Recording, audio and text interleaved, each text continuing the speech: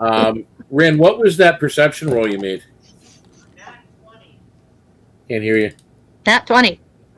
Nat 20. Nat 20? Yep. You've scooped up the fish, so they're not bothering you, but something just moved under your feet. Under my feet? Under your feet. You thought you're standing on the silt bottom of the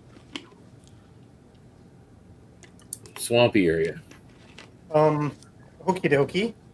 I'm gonna get the hell out of the water. Okay. So you're getting out of the water. So Rynn's climbing out of the water that'll be on your turn. At this point, top of the round, you guys all see it. Like, these things are still in the water with you and still attacking. But at this point, you see something else kind of curling up from underneath and to the surface at the edge. And coming towards you, you notice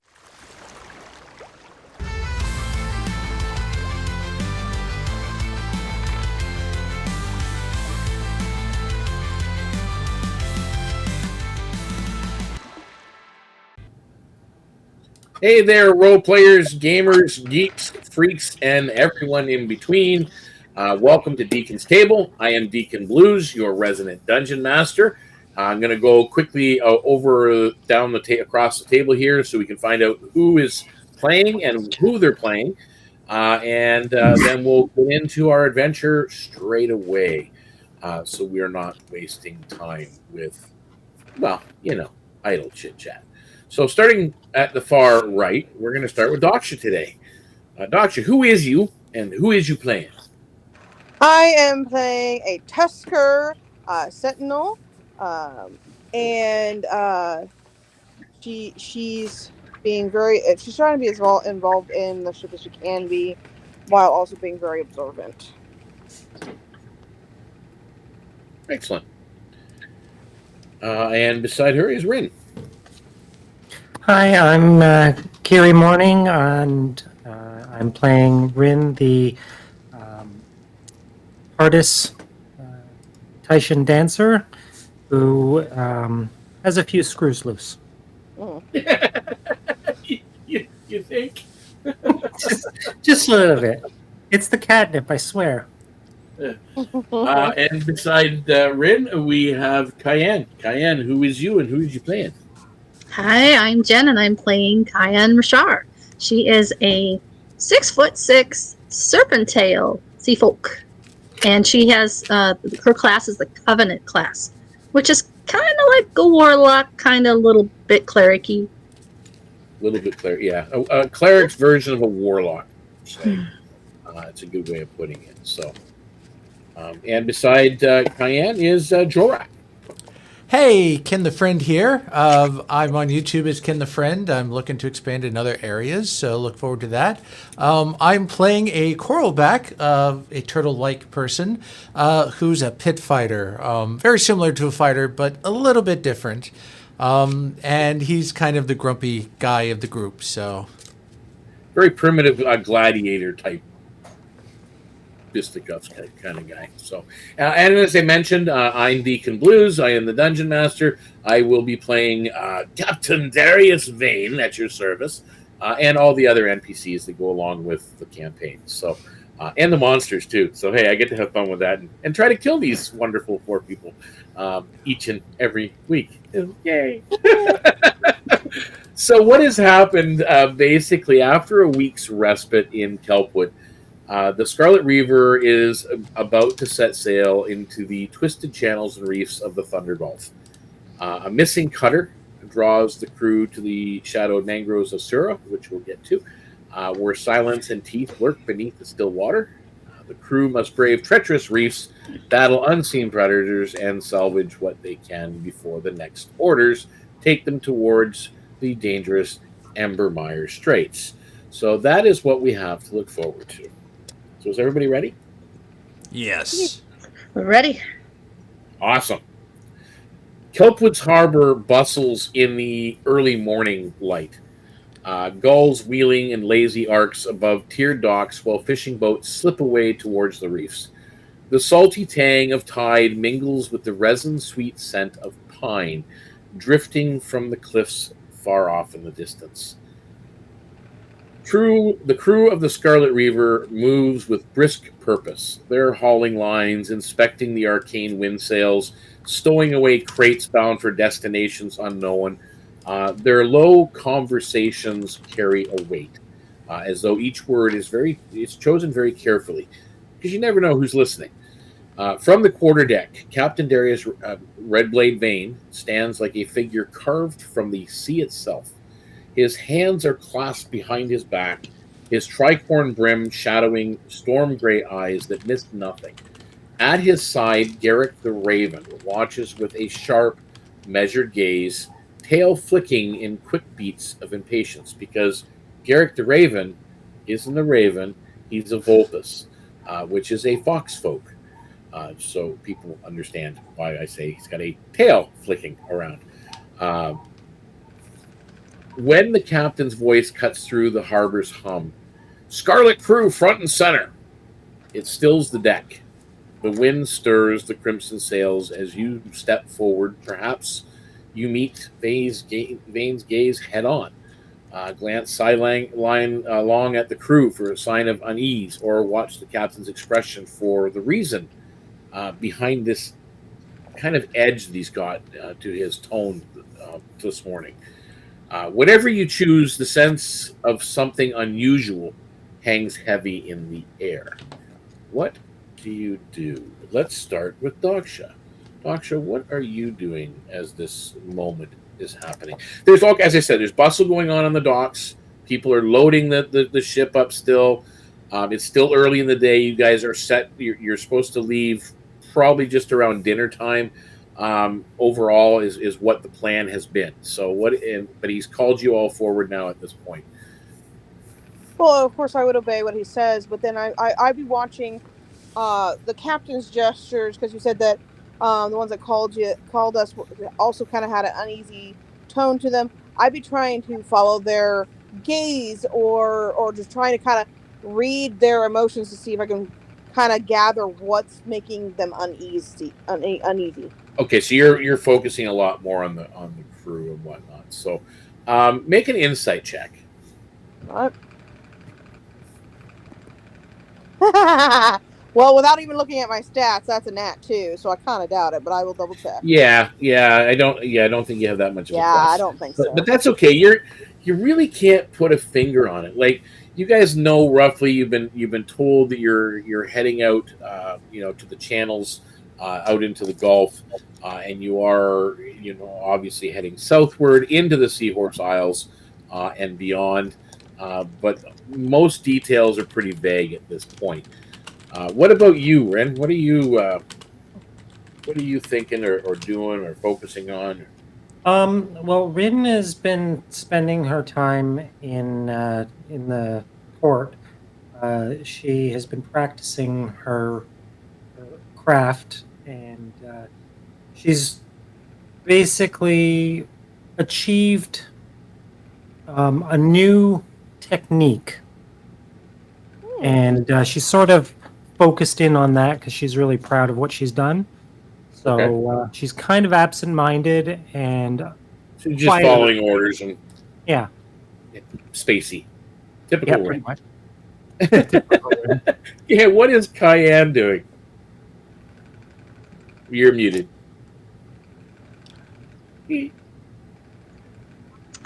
And I reminded myself in my head 5 times that I'm muted until I forgot if she was talking. Kian would have spent her time in port, mostly at the Barnacle Bars, the tavern. But during the day, she might have done some walking around the bazaar, looking for some good deals, might have bought a couple things, might have sold a couple things. Yep, and she would have certainly taken in at least one of the Playhouse's performances, some afternoon or evening during the week. Yes, and she would have probably gone down into Bogwatch or whatever, where they have their mangrove area, since she was raised in the mangrove labyrinth to get a kind of a feel of home. So she might have spent some time there. And then today she would have been helping with them with loading the ship and everything. She certainly probably would have picked up. Everybody front and center.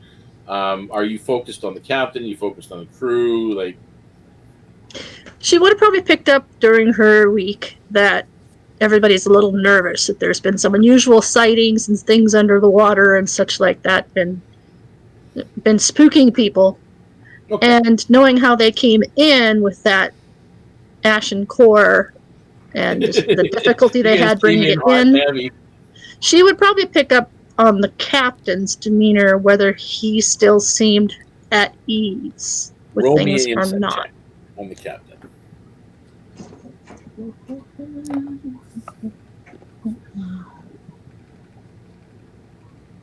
Ooh, I rolled a 4.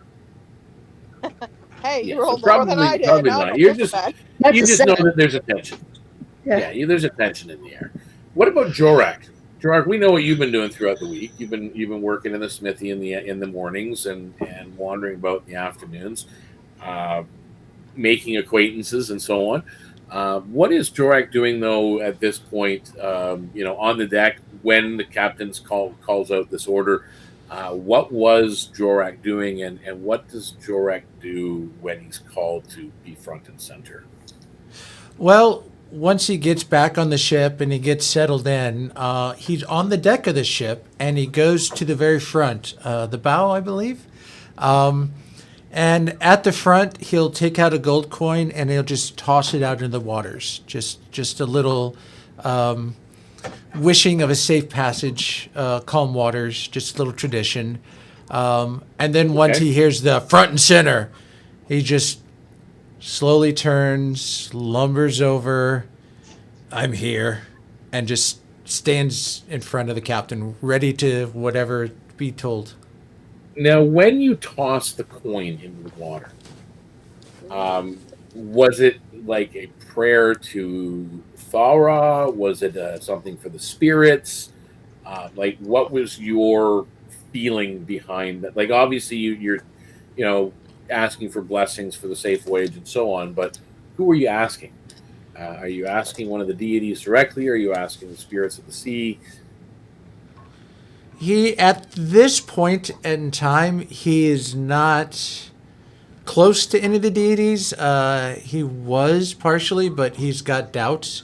So it's more of a habitual ritual. He's seen other sailors do it. He's heard about it. He's not like offering a major prayer. He's like, accept this coin. It's just, more like you're just doing it because, you've seen others do it. Yeah. He doesn't understand the spiritual side or have the faith right now to devote it towards or direct it towards anyone in particular.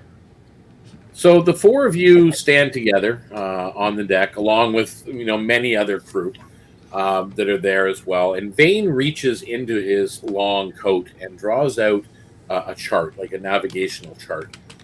Edges have been softened by years of sea air and handling, and he taps a fresh mark, inked in red at a small inlet south of Kelpwood, deep in the mangrove tangle off the Isle of Sura. 2 days ago, one of our supply cutters vanished on its run. Sorry, just got ahead of myself there. So he's pointing to this, and he just kind of looks as he's addressing the crew. 2 days ago, one of our supply cutters, it vanished on its run from Bogwatch to here, and he points. No distress flares, no magic, no survivors, not a scrap of cargo on the tide, nothing. Locals call the channel haunted. I call it a nest for something with teeth. With that, he folds the chart, and his gaze hardens slightly. We need that inlet cleared. Whether it's smugglers, beasts, or worse, I want them gone before they sniff out the Reaver's roots. Garrett clears his throat, stepping forward. And bring back whatever's left of the cutter's cargo, if you can. Captain doesn't like paying twice. His sharp eyes flick towards the group of four. you might seize the moment to press for better equipment. Even with that, he leans in to study the chart for clues and whatnot. And people are starting to talk now and gather and get the last stuff going. And some people are going over to look at this chart that Captain Vane has and to ask questions. What are the four of you doing as the captain is just kind of showing the chart and whatnot? Are you trying to see if you can get a little extra equipment for yourself? Because you're going to be it's you four that's generally sent on these types of missions once you get there. So I mean, you could push for better equipment. Go look at that chart.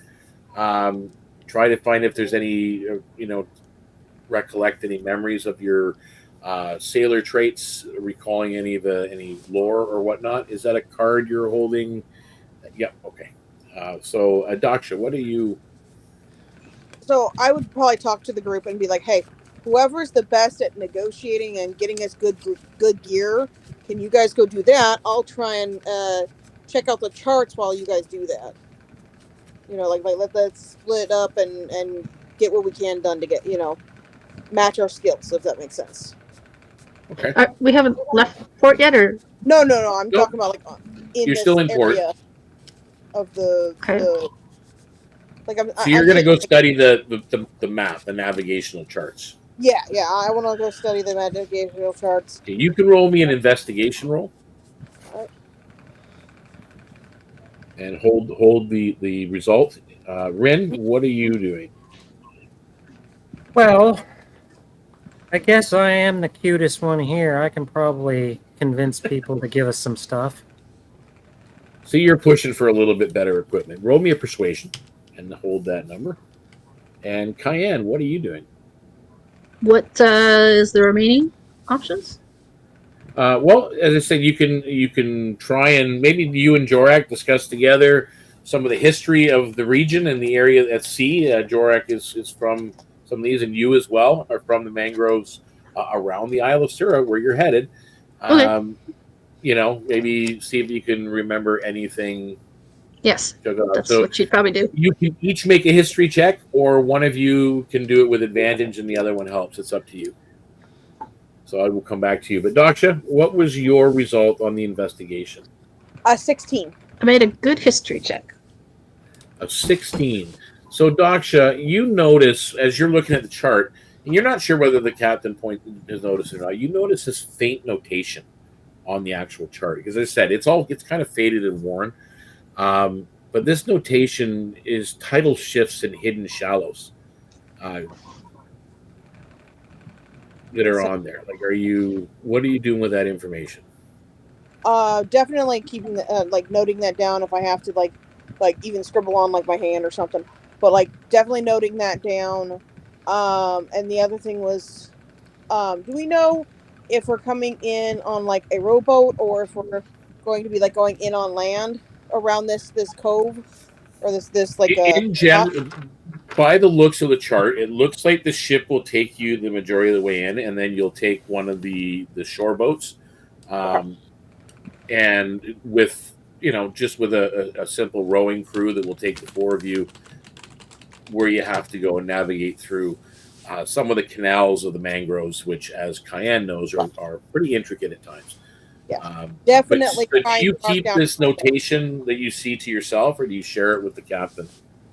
So I would share it with the captain, that it's there just in case. I mean, I kind of gathered the captain probably knows, but just in case, I would share it with the captain.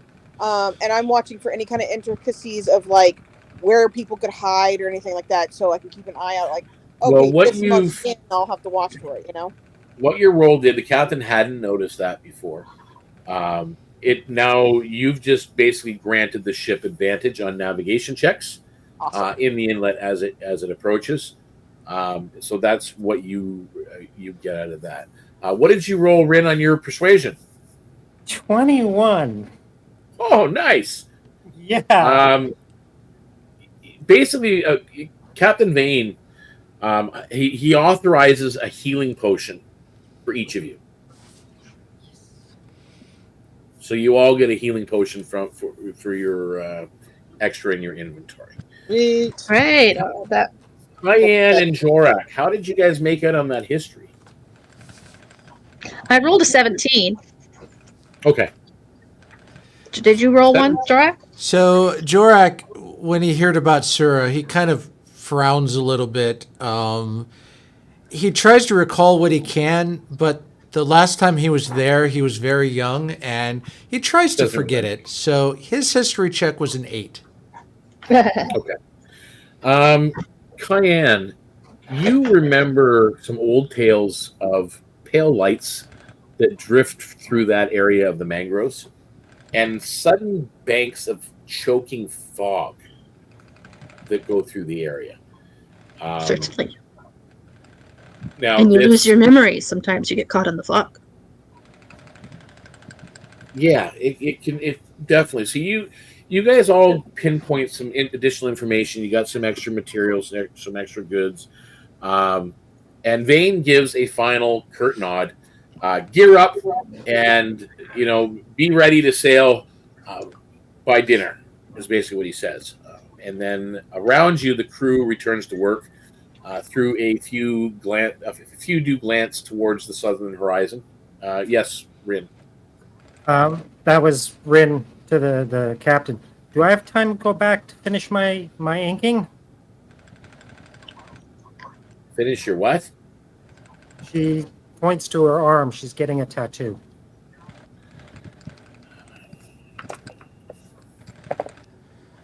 You've got 2 hours. Okay, bye. So Rynn takes off. The docks creak underfoot as you step away.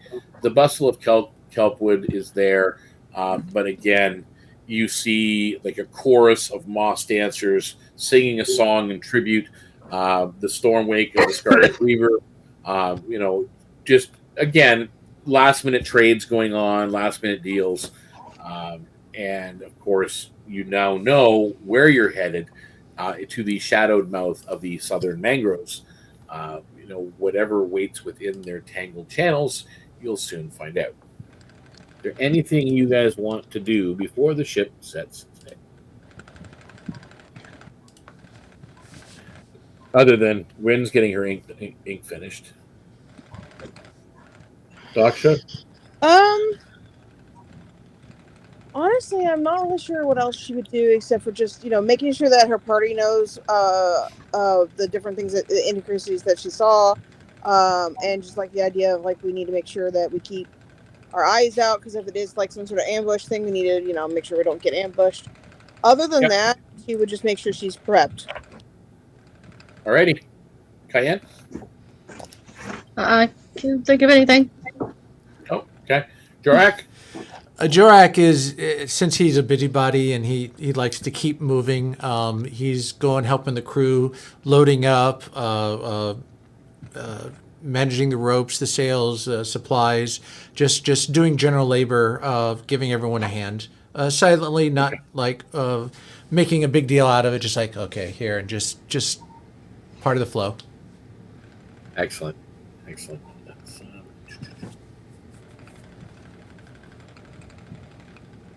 All right. It's not quite the Reaver, but, get the picture. The Scarlet Reaver cuts free from Kelpwood docks under the evening sun. It's still fading, going down. Her crimson sails billowing as the arcane winds sail hum with soft power. Mangrove-lined shores slide past to the starboard, their roots tangled like sleeping serpents. While to port, the vastness of the Thunder Gulf opens in shifting bands of blue and green. The steady creak of timbers and the rhythmic slap of waves against the hull give a heartbeat to the voyage.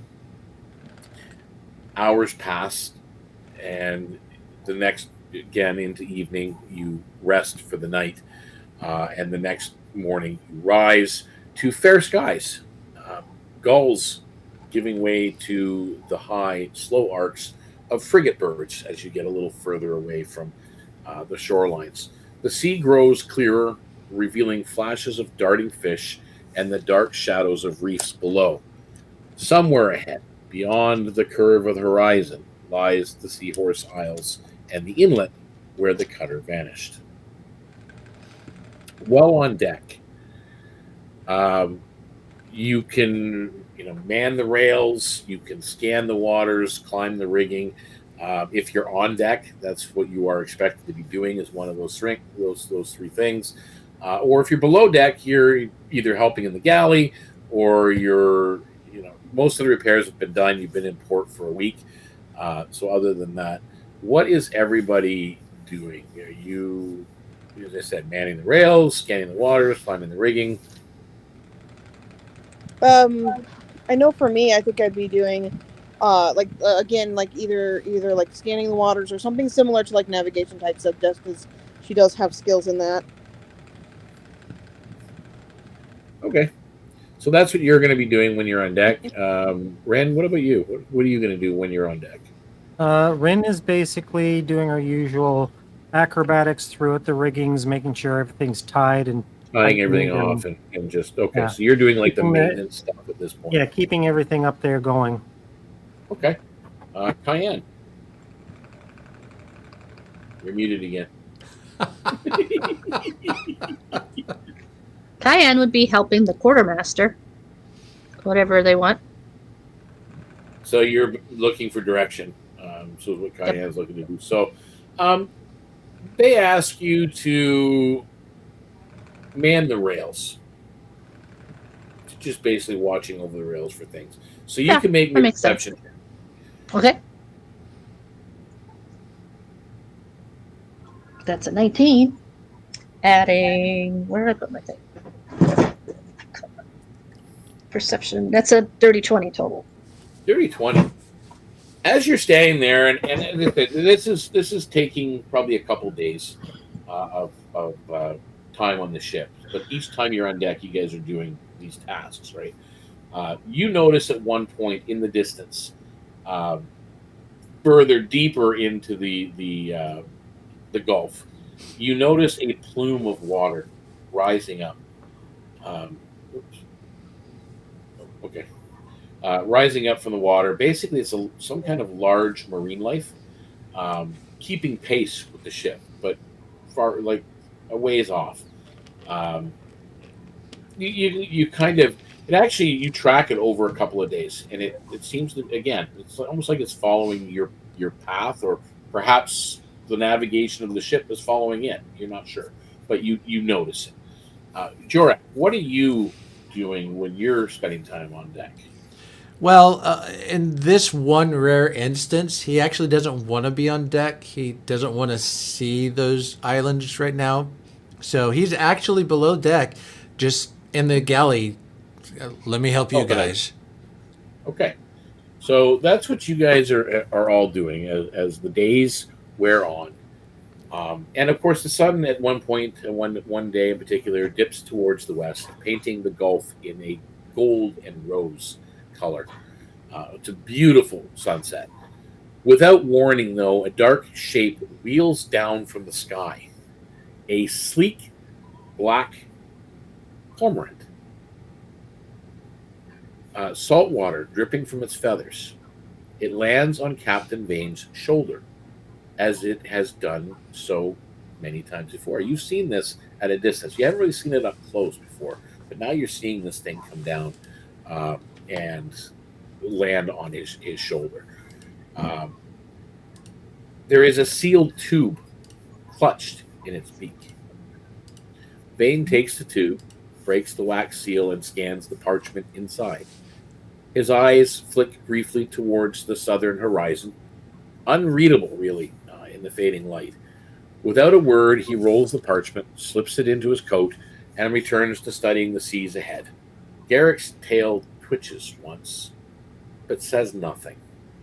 The moments pass as quickly as they came, leaving the sound of the wind and the waves to fill the space. Is there anything you guys in particular are doing as you've noted this happening?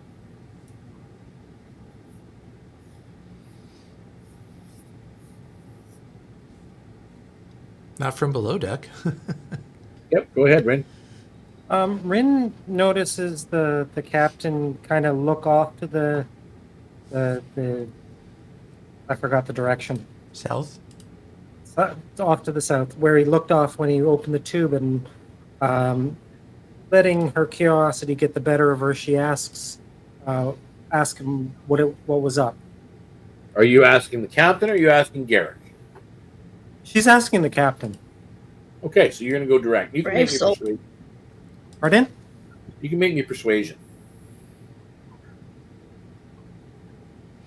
It's not looking good. 9. Yeah, he's not really talking. And Garrett kind of shoos you away from the captain at one point because the captain's doing captain things. And at one point, though, Garrett kind of says, sometimes orders change. And he's cut off as Vane turns and looks at him, and Garrett just shuts up. Kian, what are you doing? Watching the rails. You're just continuing to watch. Watching Jorrack. Not paying any. Watching the captain. So beautiful. And of course, Jorrack, you're just working below deck and doing your thing. On this particular day, by nightfall, the stars blaze over the Gulf and the southern constellations rise. Ahead, under the silver light of the moon, jagged silhouettes of coral spires and distant palms and mangroves mark the approach of Sura's reefs. The water takes on a glassy stillness as if holding its breath for what lies within. Kian, you know from the mangrove areas that you're from, which is around these parts, what it's like, and it can be very hazardous for a large ship, especially. There's a lot of reefs here, but thanks to Daksha's earlier investigation, you got advantage on which I still have to roll, see how close the ship actually gets to the shore. But again, this is, a little bit about it, and Jorrack, you as well. Like, you haven't gone up on deck because you're trying to avoid it, but you hear the other crewmen talk about what they've seen, and we just seen land. And some of them actually mention the fact that a cormorant, the captain's cormorant that you've seen land on his shoulder before. It's like a messenger bird that he uses, or he gets, or uses for somebody else, has made an appearance and dropped something off. So you know about it, but you didn't witness it. Are you doing anything specific? Oh, me? Yeah. Oh, since we're getting close, he'll probably just head up on deck and just see what's going on. Probably feels it won't be too much longer before we're sent off on our whatever mission is assigned us. Yep. So you go up and you see what I just described, the reefs, and it's a hazardous space that you're in. And I'm going to make that roll now and see how close we can actually get. Can I get advantage? Okay, that's not bad. Let's put. So we're not the Scarlet Titanic this time. So you get relatively in a little cove area that Daksha has pointed out on the navigational charts. That one of the notations we're in. Look, there's a spot here, like a little lagoon that's isolated a little bit off the Gulf, and it's pretty much like what you see there as the ship comes in and sets down anchor at this point. The first blush of dawn spills across the horizon as the Scarlet Reaver drifts just beyond the jagged halos of the reefs. The Seahorse Isles rise off in the distance, the other islands. Low emerald humps crowned with palms and rimmed with frothing white surf. Closer, the reef here is a labyrinth of coral spines and narrow channels, where the tide pulls and twists in unpredictable currents. The scent of brine is sharp, laced with the faint decay of seaweed baking on stone. From the quarterdeck, Captain Vane scans the maze ahead, and as he kind of guided you in, again, Daksha, thank you for the rolls to get you this close. We anchor here. The skiff will take you in. Too tight for the Reaver to go any further. Garrick gestures towards the water where the pale ribs of a wrecked hull protrude from the shallows, just not far off, like broken bones. That's not our cutter. Local fishing craft, maybe. But something's been chewing the reef. The surface near the wreck churns briefly, then stills. The crew is starting to lower the skiff to the water. What are you guys doing? As you know, your people, the rowers are lowering the boat into the water. What are you guys doing?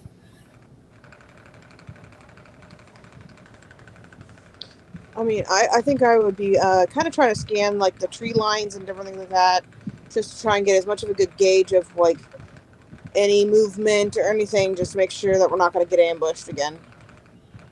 Are you looking more for the nature side of things, or just what might be in there?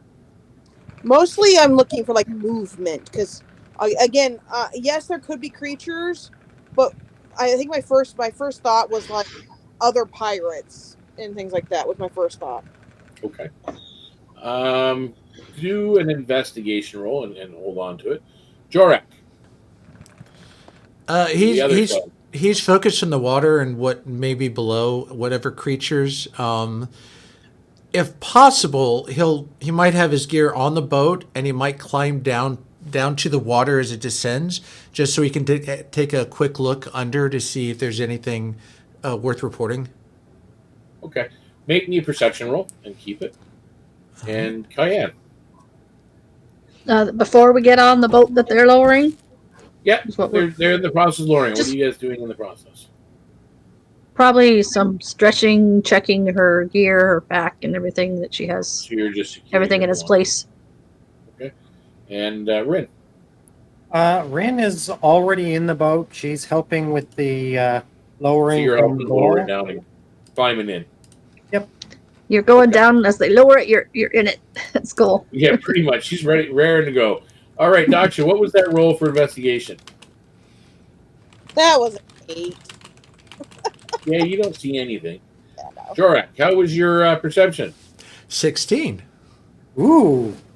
As you're looking around and you're kind of looking ahead to where you're going, you spot deep gouges along coral heads, as if from massive jaws chewing on them. And it looks out of sorts. How far away is that wreckage from the ship? You guys could be at the wreckage in probably 3 or 4 rounds. Well, the question is it close enough to signal the Reaver to get some harpoon guns ready, just in case trouble stirs? Or would it be out of harpoon range? They would be able to target that area. Like if something's over there, they can definitely where the he might ask them to provide cover in case things get hairy when we get closer. Yep. They're already mounting the harpoon guns and the ballistas and whatnot. On board the Reaver. Bad idea. The ship that we're going to go investigate, that's half submerged. Well, that ship, as he said, is not the cutter they're looking for. Right. That's another vessel. So I mean, that's just kind of like added. But bounty. He wants us to go investigate it. Well, not necessarily that one. He wants you to go into the channels and find out what happened to the cutter. Yeah, we're looking for the cutter, so. And we know it's somewhere down this way. I think Jorrack just wanted to kind of check that wreckage to maybe get some clues as to what you might be facing. Mm-hmm. Yeah, makes sense. Once the boat was down, she'd find a rope and rappel down to the boat and get in. All right, so everybody's in the boat? Yeah. Are we good? As you guys are in, oars dip into the clear shallows as the skiff threads between coral towers, some rising high enough to scrape the hull, if not avoided. Sunlight spears through the water, illuminating swaying sea fans and shadowy caves beneath. A glint of metal flashes below, Hmm. perhaps a dropped blade or a bit of cargo, but it vanishes in the next swirl of current.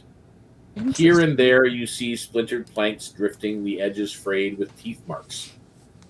And these are clear teeth marks. The mangrove ahead knits together into a low green tunnel. A pale mist clings to those roots. A single seabird's cry echoes before cutting off mid-call. The inlet yawns before you, still and dark. Before entering the inlet, are you now that wreckage is right here at the entrance? Are you doing anything with that, or are you just staying focused on moving ahead? Now you know something is large with teeth is taking out ships and coral reef and everything else in the process, or are you more focused on going ahead? Like you could focus on plotting a safer way forward, checking to see if there's any magic around. What's your intent? Yes, Rynn, I see a card. See it. Rynn turns to her companions and says, "You guys want to check out this wreck first, or you want to continue on?" Personally, I think it might be a good idea to check out this wreck because we may get some more intel in the predator that attacked. Yeah, and it might be in there too, so we don't want it behind us. But we're supposed to clear it out anyway. So. And we're within range of ship.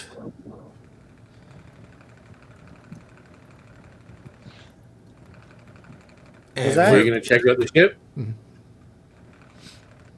You're doing it from the water. Oh, yep. Go ahead, Kian. Can we tell as we get closer to the wreck if it's been there a long time, or is it more recent? Oh, good idea. Well, you'd have to go and investigate closer. Yeah, when we get closer, she are you going right up to it? Like, are you going in the water, or are you just staying in the skiff? Well, is it on our way anyway? Well, parts of it are. Like, you can access parts of it from the skiff and touch it, but to do a full investigation, you're probably going to have to get out of the boat. Okay. Yeah, so that's fine. As we get closer, she would drop her pack into the skiff, and just with her weapons that are tied down on her, that she can move with, would dive into the water or wade into the water. She's a good swimmer. Okay, so you're going into the water and really investigating the ship. Yeah, just to see if she can tell how old this thing is. Yep. Rynn, what are you up to? I'm going to look to see if there's a way to investigate this part of the ship that is above water. I really don't feel like getting wet. That's basically what Kian is basically doing. She's kind of jumped over the side of the skiff onto bits of coral reef and wreckage and kind of climbing around investigating. So you're kind of doing the same type of thing. Daksha, what are you doing? Since they're investigating the more so inside of the skiff and trying to kind of get inside and look at it, I think I'd focus more on the outside while also trying my best to keep an eye out for, or at least an ear out for anything approaching. Okay. And what about you, Jorrack? Following the buddy system, as long as the skiff is tied off and not drifting alone. Well, keep in mind there's four rowers that you have that came with the skiff. Okay, good. Yeah, you guys are basically passengers. He'll follow after Kian so that Kian's not facing underwater alone.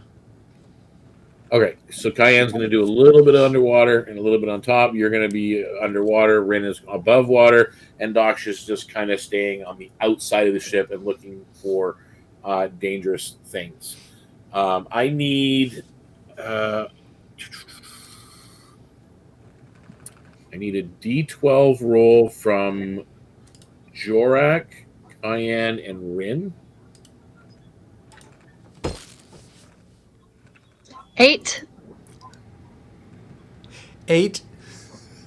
1. Okay, roll that 8 again, Jorrack. Okay.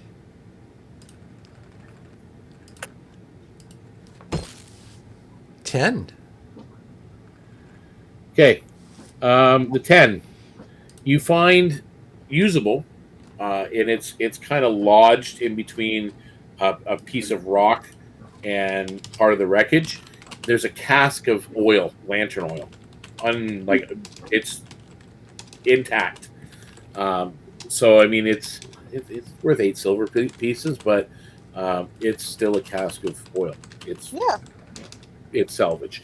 The 8, you find this clearly as you're investigating. This was a fishing vessel. You find though the ship bell. It's a weathered brass bell. It's engraved with the name the Silverfin.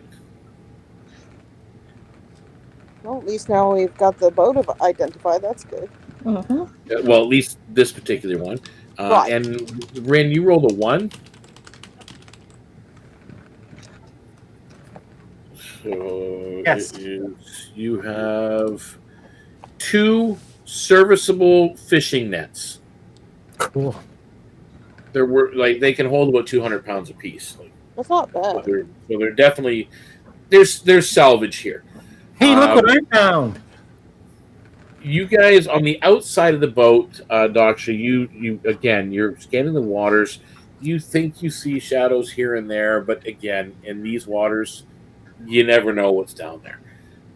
And Jorrack and Kian, you're also a little bit under the water. You do see the typical fish. Some are hostile. Like there's gators and things like that. But I mean, you're clearly not getting up close and personal with them at the moment.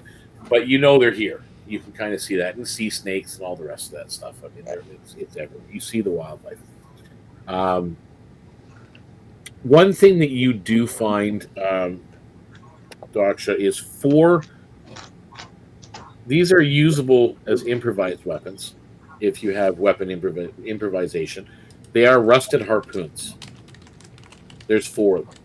Okay. And they were basically just kind of outside the ship, just leaning, into the water and leaning into the boat. Yeah. And the tips are kind of rusted on them, but they are usable. So all you know is this thing was taken out by something big with teeth.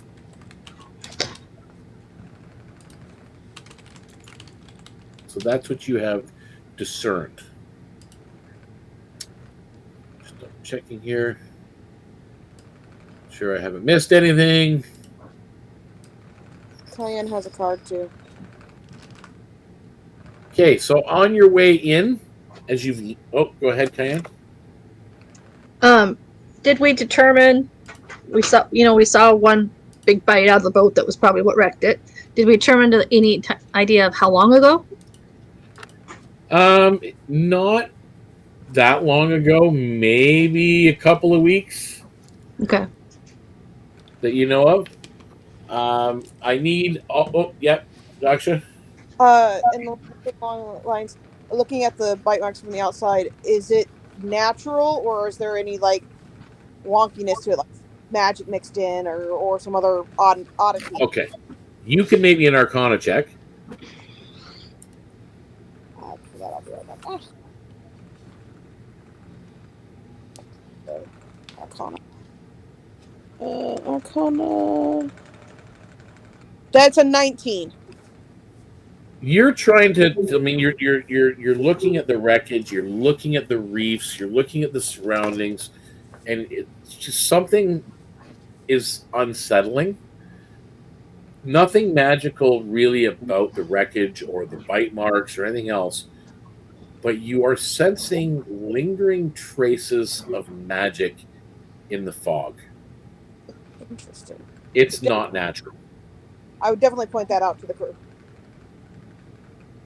Okay, so you guys are now aware that the fog is not natural. But I need, as you guys are now moving forward and the rowing is done, you are still doing the navigating. So I need all 4 of you to make survival rolls, and it is a group check. Navigation. Dirty 20. 1. And he'll help himself to one of those harpoons if allowed. That's an Well, 18 for Kian. 18. It's Which all, navigation tools use? it's What's all the that? cat's fault. Which You're stat using your tools use? if you're using navigation, it's still survival. Still a survival check that you get to add. If you're not proficient in it, you can add the proficiency. All right, thank you. That's a dirty 20 then. Okay, so that's at least 3 successes. You guys are fine.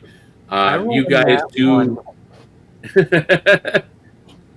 You do chart us even within that one. You do manage to chart a safe course through the shifting channels, and just so you guys take note, you have advantage to avoid grounding at this point.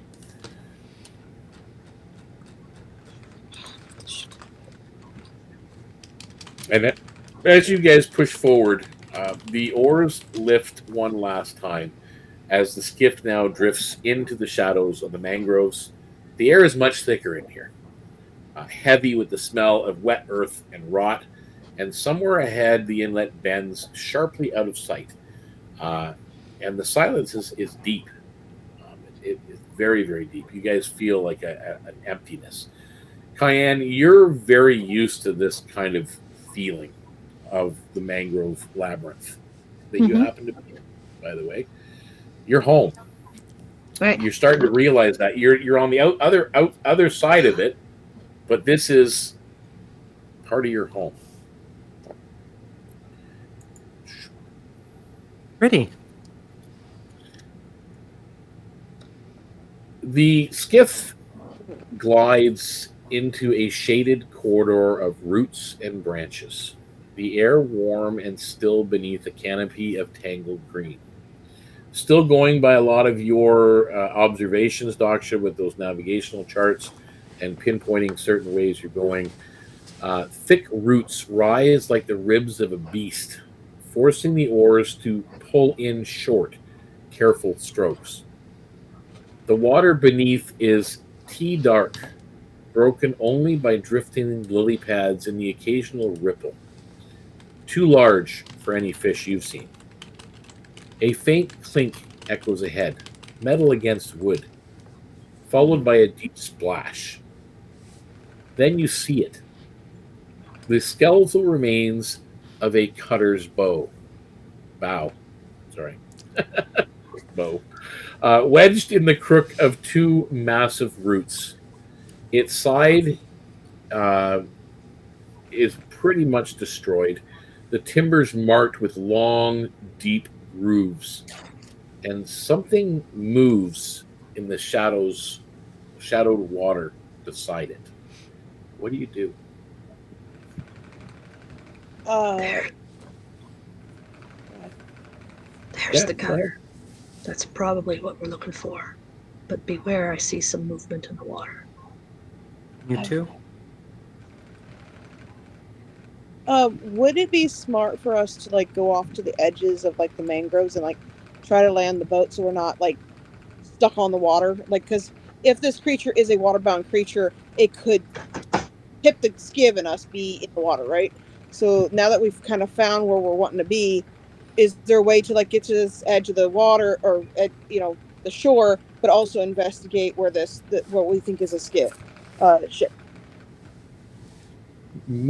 Just so you're aware, most of the cutter is underwater. Yeah.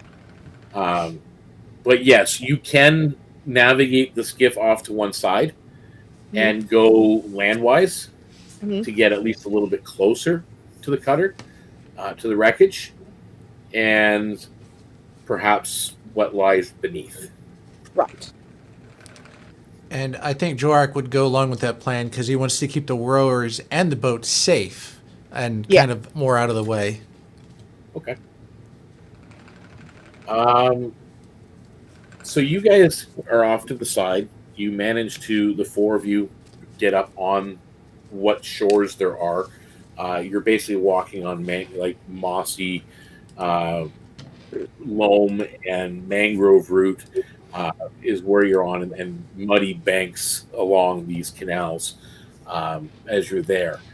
Now, I need somebody to roll me a perception. Who's got the best perception?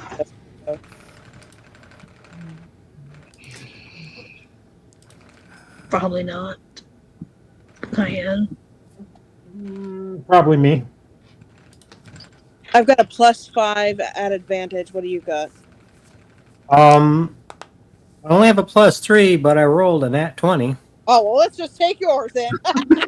Okay. With a nat 20, you definitely spot a ripple 23. pattern. Like where you guys come over with the boat and you set it up, and they're in the boat. They appear to be safe. But you're now on the shoreline and you're looking at the waters. There's a ripple pattern that's circling and going around the skiff. Seems to be like waiting for an opportunity. It's paying attention to the skiff. Okay. So so whatever's in the water went from over by the cutter to now knowing the skiff is there and is now kind of going around the skiff. Is anyone good with a harpoon? Improvised weapons. Passes Jorrack the rusted harpoons. You think you can hit it? I can try. Well, it seems to have noticed the skiff. Okay, so here's the thing with a harpoon. Mm-hmm. Harpoon it's basically a spear. You can chuck it from air into water, but it won't have a good effect. Sure. But a harpoon is a spear that, if chucked in the water, still flies like a spear. Oh. So if we like say if he gets dunked under the water, that would be a good time to use it. Yeah, like harpoon guns on the ship, they're great for like whales that are breaching. Yeah. And it'll hit them then. Anything that's under the water, a harpoon gun is not going to be the greatest thing to use on them. But if fired underwater, it's a whole different ballgame. Cool. Okay. But you can't really do that on a ship. So, yeah. You end up with a flooded ship. So Are we Jorrack, still in the skiff? who is? Are we all still in the skiff? No, I think everybody got out of the skiff. Okay. You guys are standing on land at this point. Just the rowers in the skiff, so that's why she's. Yeah, you got 4 rowers in the skiff, and they're kind of oars are tucked in, and they seem to they're weary of something's in the water. So Jorrack, you want to use the harpoon, and you generally know from weapons and improvising. Are you going into the water to target something? Is that your intent? Yeah, I'll go in the water and at least get an eye on it so I'm not targeting something that's not our enemy. True. Okay, make me a nature check. Nature check. Not good at that. But that's a 17. Hey, at least 17. Well, I can tell you right now, you do see man-sized, medium-sized monstrosity. It is not a natural beast. And let's see if I do have this one right here. This. It's a reef stalker. You've seen them before. You've seen them tear people apart before. They're kind of vicious. It's friend-shaped. But do I know if it's good eating? It's got meat on it. Like, I mean, from these isles, anybody from the Seahorse Isles, and especially a pit fighter that's had, you've been kind of like treated as a slave, you've eaten much worse. This could be a delicacy, though, for all you know. These things, though, as far as you recall, they weren't generally on the hunter's menu because hunters tried to avoid them. They're too dangerous to hunt. Yeah, for the average hunter. I mean, again, it's one thing to always keep in mind in Dungeons and Dragons, a player character, you guys are above the average standard individuals and standard folk. Even at level 1. Yeah, the fact that everybody else, like, 9s across the board, if you're lucky, and 1 or 2 hit points. So, not generally something that those hunters would be after. This thing would eat them for breakfast. So that is what you see. Are you planning to take action? I'll let the guys know what I see, what it is, and double check if they want me to try a range shot now before it gets its attention and heads our way. Him in the eye. Get him in the eye. One of the things I am curious about, you said that it's not natural. Do we? I mean, like, does Jorrack, since he's the only one who saw it, see why it's natural? It's not magical. Like, it's a monstrosity. It's a creation that's a freak of nature, an abomination. Okay, so it's just like somebody's messed with it or something, and it's not what it used to be. Yeah, I mean, they breed amongst themselves now, and they're here and they're around, but they were not created by Kumir as a natural entity, as a beast. I say we eat it. We need to get rid of it because we're going to need to investigate this cutter. See if there's anything left. So I'm going to need initiatives then. We'll do it from everybody. You get one action ahead of time, Jorrack, and you get to do a stealth, please. Get to do what?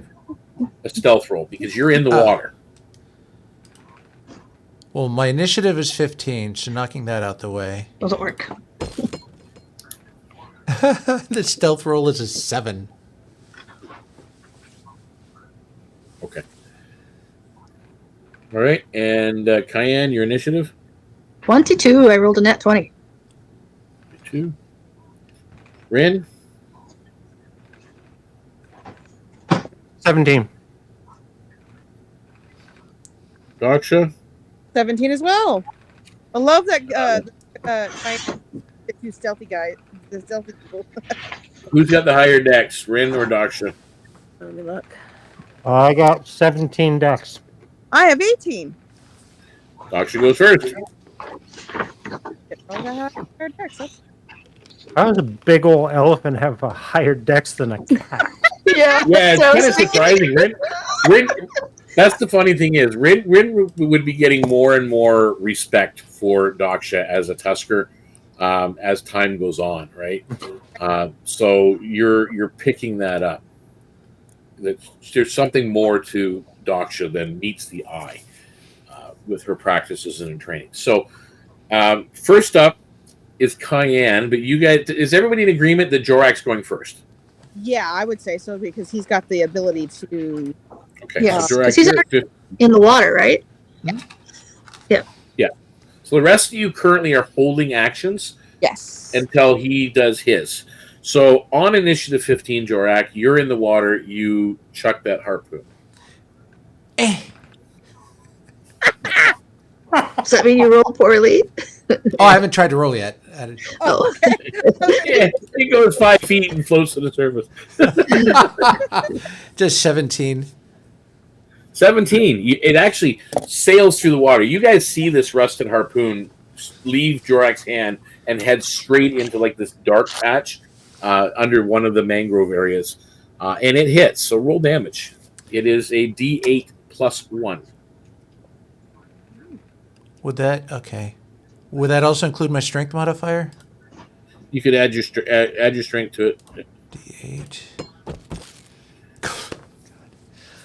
That's a 1 damage plus 1 plus 3 is 5. Okay. It is rusty. Roll the lowest you can roll. Okay. At this point, it makes a beeline for you, and it's heading right for you. Kian, Rynn, and Daksha can all make an attack if you can see this shadowy shape. Again, you don't see the details of it yet. You see the shadowy shape under the water coming towards Jorrack, who is also under the water. So, Kian, you can go first holding the action. Shoot it with the light crossbow? You can attempt to, yes, at disadvantage. Why disadvantage? You're shooting into water. Oh, I rolled. What do I have for attack bonus? Didn't I write that? Oh, plus 4. 16. Not bad. Wow, with disadvantage, that's actually really good. Yeah, I rolled a 19 and a 12. You fire. So yeah, so you rolled twice. One definitely doesn't do anything. The other one, it hits the water at just the right angle, and you see it kind of hit the water and then go down and sink into this thing. Your aim was spot on. So roll me damage.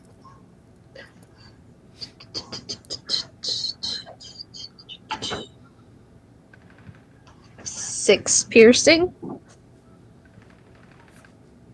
Okay. Alrighty. And Rynn, your held action. How close to the surface is it? It's probably at least 5 feet under. At least. Hard to tell distances underwater. Like it could even be 10 feet under for all you know, or it could only be a foot. Like it's dark, murky. I'm going to position myself close to Jorrack and ready myself, but I'm still above water. Okay, so there's no action you're taking at it while it's in the water. Okay. I don't And have any Daksha, weapons I'm willing to throw away. All right. So Daksha, your free action or your held action as it's coming towards Jorrack. This might be dumb, but can I like jump on top of it and stab down with pencil? That's what I was going to do, but Yeah, you could actually attempt to do that. I will. So basically, you are kind of on a piece of wooden timber wreckage, and you see this shadowy shape just barreling, torpedoing towards Jorrack, and you guys all see this large tusker individual that was standing up on the thing leap off into the water towards this thing. I need you to make me an acrobatics roll, first of all. That poor gator. I was going to do that, but I figure I'm too damn small. It's not going to do any good. That's why I asked how deep it was. I'm picturing Fantasia where the elephants were dancing with the gators, wasn't it? Daksha is trying to roll dice, but she's being mauled by a dog. I am. Okay. How was the answer on how deep is the water? You're not sure. Okay. 5-10 feet. 21 for acrobatics. Holy shit. Okay. So you now, what was the initial roll though before your bonuses? It was a. Hang on, let me think because I just. It was -6, so. I just moved the die, so I'm trying to. All right, that's fine. Roll with just standard roll. You're not getting disadvantage, so standard attack roll. Standard attack roll. Okay, so. Oh my word. Standard attack roll would be a 13 to hit.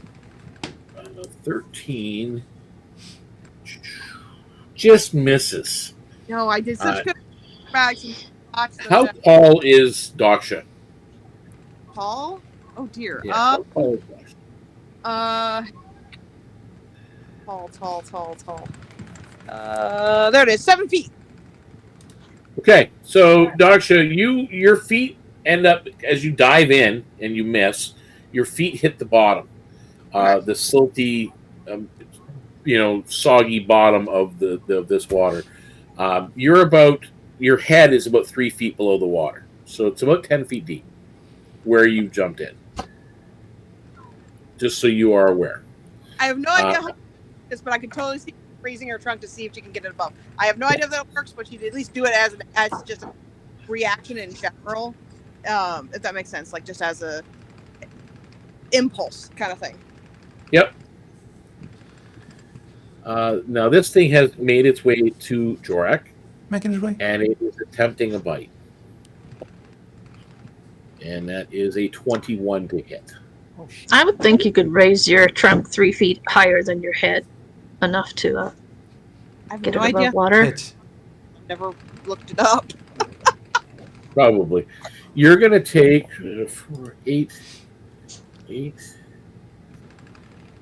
8 points of piercing damage. Mm-hmm. And you're grappled. Oh, fun. No, that's always fun. So we will worry about that on the next round. Top of the round. Kian, you've seen this thing come in. It's latched on to. Oh, you got something before out of initiative there, Rynn? You want to add? Well, because I was holding my action. Yep. Can I react? Yep. Okay. As it bit him. You can As do it that bit now. him, I just go into a flurry of fans on it. So you're diving into the water? Well, he's at He's- the surface. No, He's Jorrack's under the water. It's gone underneath and bit him in the leg, and it's got a hole on his leg. Well, I'm going to go in and assist him. I'm not going to stand there and watch my friend get chewed up. Okay, so you are jumping in, and you're using your fans in the water.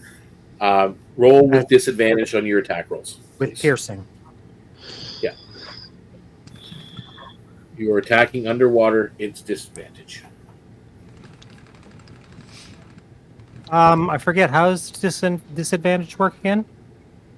You roll twice. You take the lowest number. Okay. Sydney, I don't think we need to know.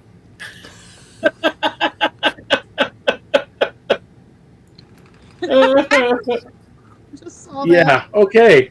Um, That's giving me flashbacks. Never mind. Where? Hang on here.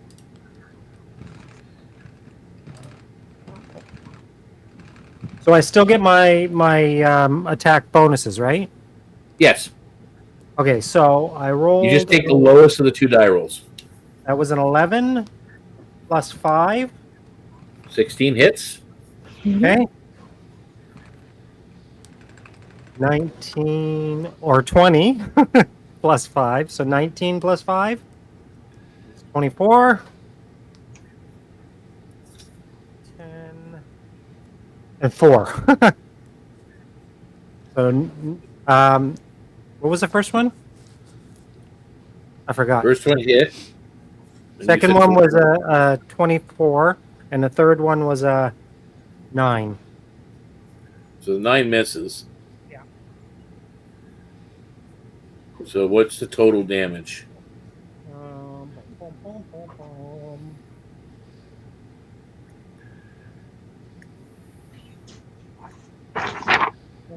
Seven, 14 points. 14 points of damage. Okay.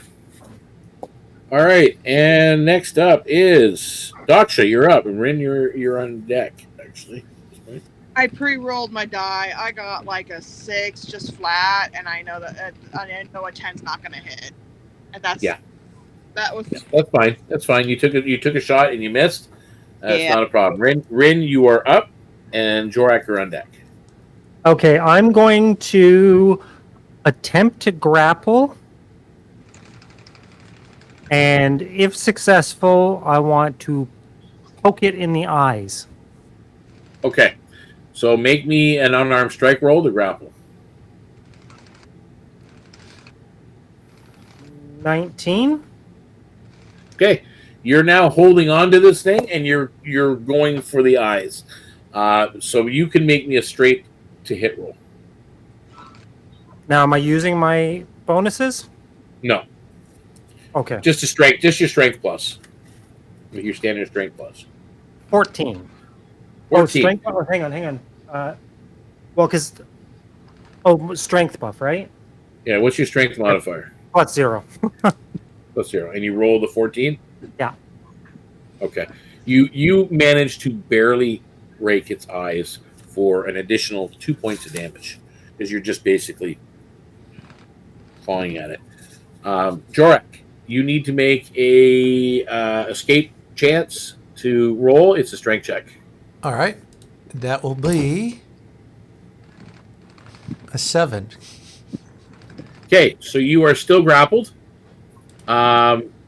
It can't attack anybody else. However, it does do an additional 2 points of damage to you, piercing, as it's shaking on you. And you're still held, and you really can't take any other action until you're free of this grapple.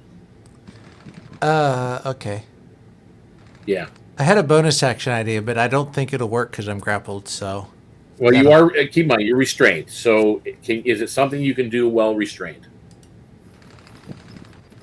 I don't know. Probably not. Okay. All right. Oh, I always leave it in your hands. Who's still on land? I think Kian's the only one left on land. Oh, yeah. Okay. Kian, make me a dexterity saving throw, please.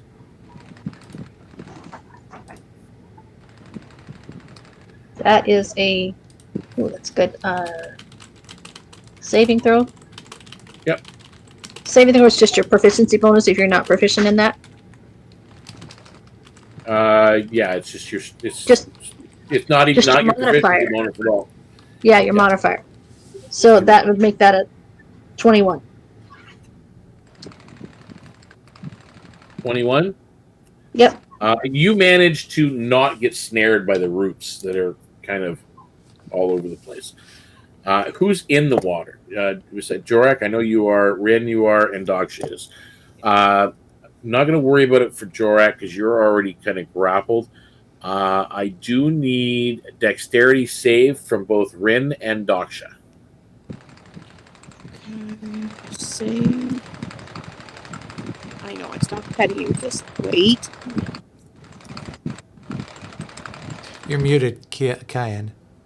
17. So 17, you're fine.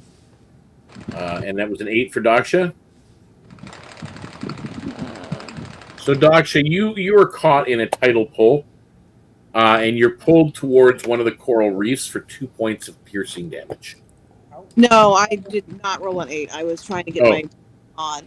I have a dog that is trying to get my scritchies, and if I let go of him from the scritchies, then he starts wiggling. But I have to use that hand to check my modifiers. That is actually a 25. Oh, okay. So you're fine. You don't move.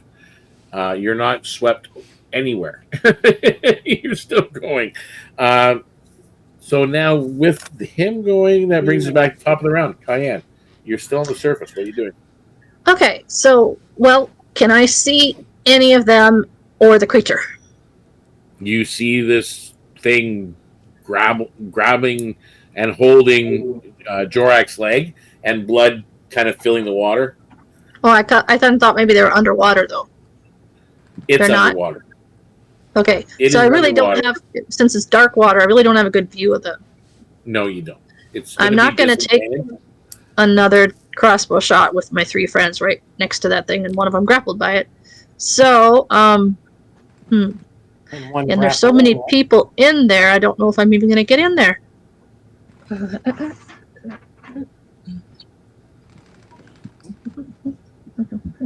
As it's thrashing around and my head comes up, get its flank.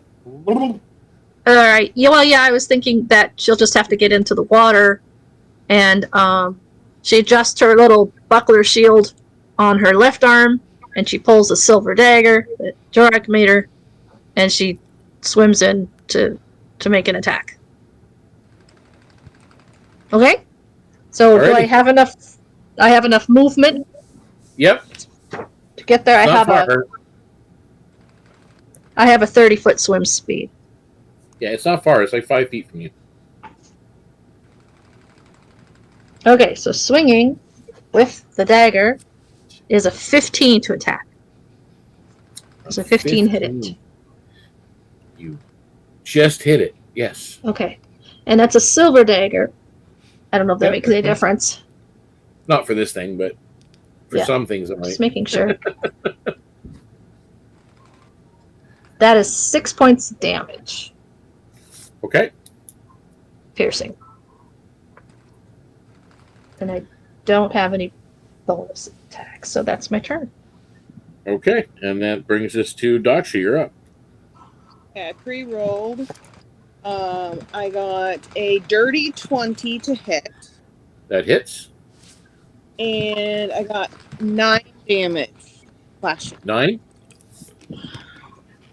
This thing lets go of your leg, Jorrack, Good. and it's just kind of floating in the water with blood You got it. oozing from it. Onto the The ground. water, basically, the water churns into a froth as this creature's lashing out. Roots shaking with the force of the struggle nearby on the shoreline, the ones that almost caught your footing, Kian. Each strike against it sent vibrations through this tangled network of mangroves, dislodging bits of bark and clusters of startled crabs go scurrying away. A sudden surge of current tugs the skiff in one direction towards a coral outcropping, threatening to smash the hull unless someone takes the oars. The oarsmen are there, and they're doing their best. This predator is now bleeding into the dark water. It's not moving, but the skiff is being pushed towards those reefs. What do you guys do? Jorrack, are you still conscious, by the way? Oh, yeah. He's actually, he probably didn't see the skiff. He's actually trying to reach to grab for his harpoon if it's sticking out of the creature and kind of yank it out.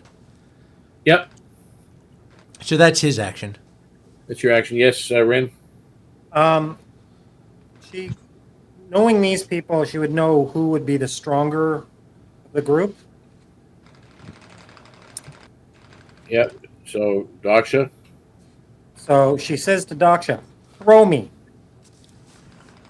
Throw. Okay, throw her. Okay. I can try. What's your strength? My strength is a 14 for a +2. Yeah, you can throw her. Okay. She only weighs like 95 pounds. True. So you're Her entire helping. body's the size of your So, leg. Rynn, you are making the move to save the skiff. So roll me an athletics or acrobatics with advantage because Daksha is helping you. Okie dokie. I will do an acrobatics because I have +5 in that. And I rolled a 19, so 24. Nice.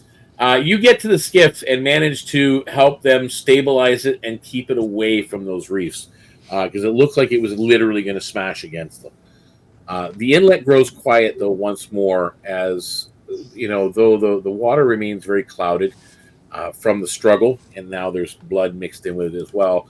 Ahead, that half-sunken cutter tilts in a still pool. Its deck barely above the surface, as I mentioned before. It's mostly underwater. Whatever answers it holds is beyond your reach currently. Let's go to... Rynn's feeling more underwater, but anyway. Rynn's feeling pretty cocky and proud of herself right now. Oh, we lost Kian. We got to make sure we get her back at some point. Since Is anybody doing any healing now that and you're back on the skiff and moving towards the wreckage of the main part of the ship? Is anybody doing any healing or need any healing? I know Jorrack took a good hit. I don't know if it's enough to.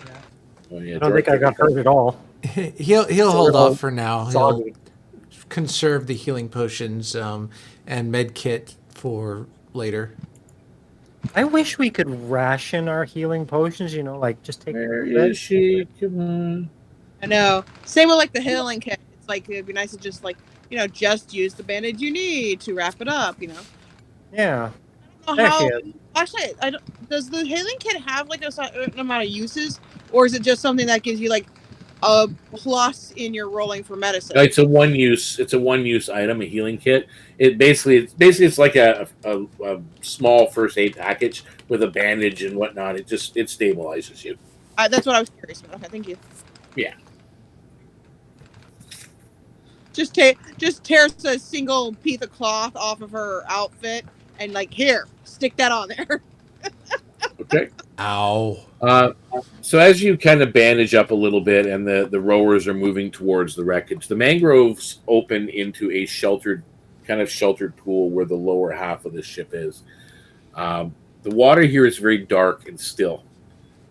The missing cutter lies, as I said, half submerged, the deck canted at a steep angle. One mast has snapped and leans against tangled roots, while shredded sails drift like pale ghosts in the water. The hull's stove-in section gapes wide, exposing the hold. A few crates bob against the wreck, bumping slowly with each ripple. The air is heavy with the scent of wet timber and brine. Insects drone in the shadows, and somewhere deeper in the mangroves, something splashes. You hear it. A heavy, deliberate sound that fades just as quickly as it came. Well, looks like we don't have to go searching for the hold. It's right here. Well, you've got a couple of choices here as you're moving towards this thing with the skiff. You can try and do a survival for what you're seeing on the shorelines to see if you see any tracks or things there. You can do perception, obviously, and you can always do a perception. That's just as a pointer for players. General rule number one is, in most cases, do a perception. It always helps, or most of the time will. And yes, Daksha, you want to add something? I just thought, did we retrieve that harpoon from the creature? Yeah, Jorrack got it. It was one of the last things he did. Okay, I missed that. Rynn? 22 on perception. Okay. You spot faint movement under the hull. There could be some kind of scavenger creature under there. Or another one of those. Another one of those. Yeah, you're not sure. Anybody else looking for anything? I share my findings. And Kian, you are muted, by the way, in case you're wondering. Again.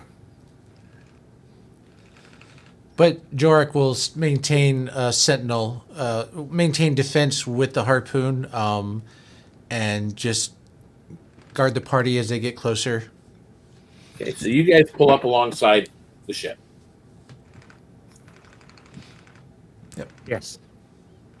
So what are you doing at this point? Well, we were Finding supposed to out. find out and retrieve the cargo, no? Yeah, Go try to eliminate whatever. whatever did this. I mean, you guys, knowing what you've already gone through to get here, the fact that the ship got this far into these canals, they're good at navigating. So something obviously took them out. Yeah. So you guys climbing on board the ship, the wreckage? Yep. Yeah, I think.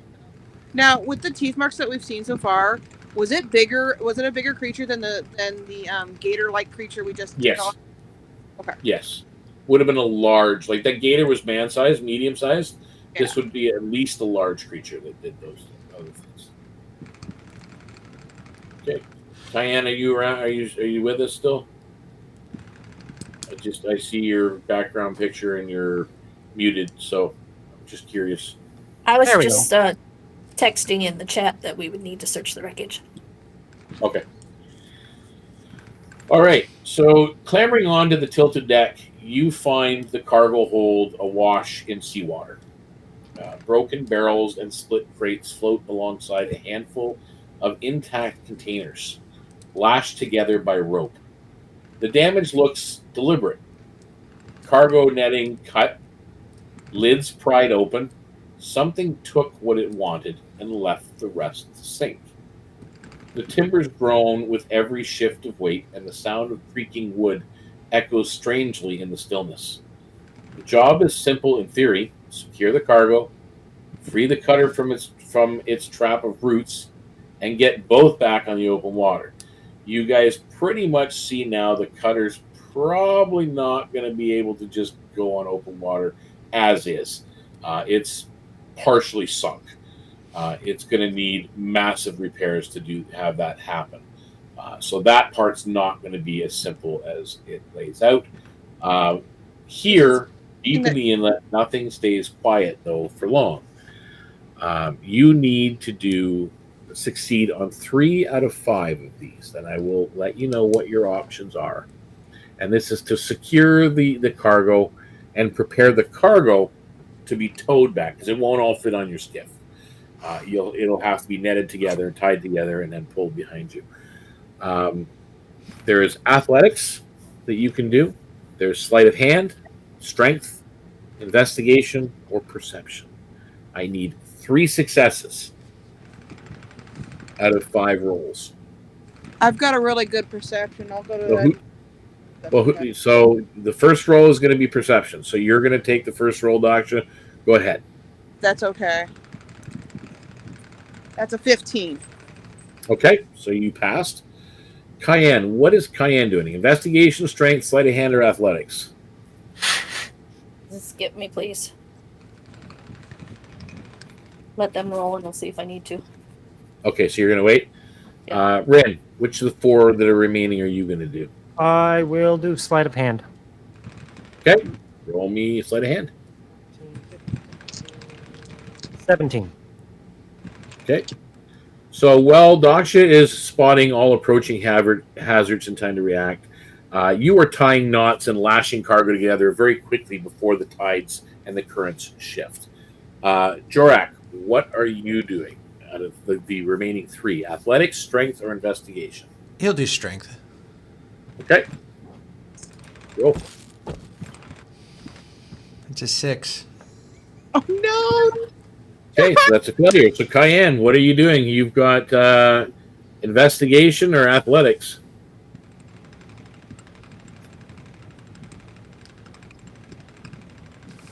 You're I muted. think I'd probably do better with athletics.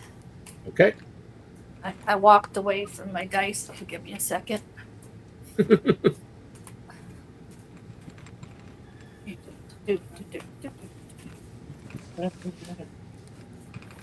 I'll show you later.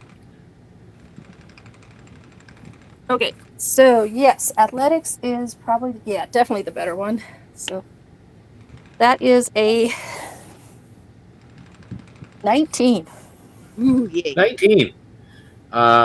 You managed to haul some of the crates out from that were flooded down below and get them up where they're actually now bound together in this bundle for towing. You're starting to get it tied on to the skiff and getting it ready. You guys are all drenched. You're soaked because you've gone from the skiff into the water, up onto the ship, into the cargo hold, and back and forth. You're preparing all this mess. On your way back, I need perception checks from everybody. I'm so glad I get to roll at advantage for perception checks. 14. Also 14. 12. Yeah. Nat 20.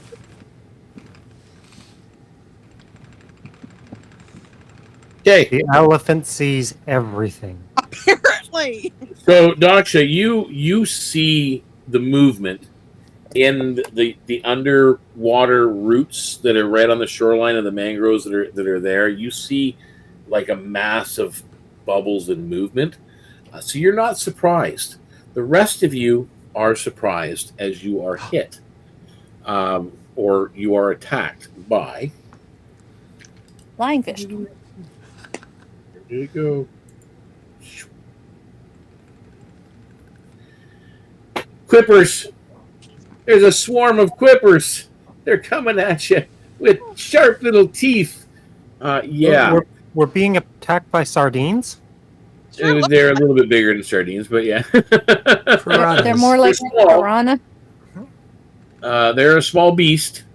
Yeah, they're like a piranha. They go into blood frenzy and such. While we're in the water, we get attacked. Oh, no. Yeah. Just making sure here. So that is a 10 on Jorrack, so that missed, I'm sure. If you'll bear with me, I'm going to sign out and in again. Okay. Rynn, 15 to hit you. Does it hit? Yes. Wait. Yes. Yes. 7 Yes. points of damage. Ouchie. Piercing. Daksha, you do not get hit because you saw them coming. Oh, yay. Because I don't have the highest AC, so I'm kind of glad. Waiting for. Oh, there's add to state. Oh wow, that's cool. That's a new feature. All right, so Kian, you get for a 22. And for 20, it would definitely hit me. All the 7 points of piercing damage. Okay.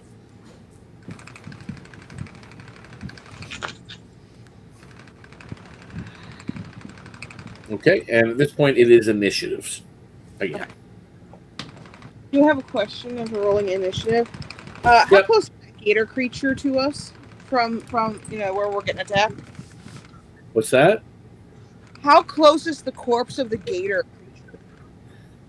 It's probably a good 60 feet away back in the...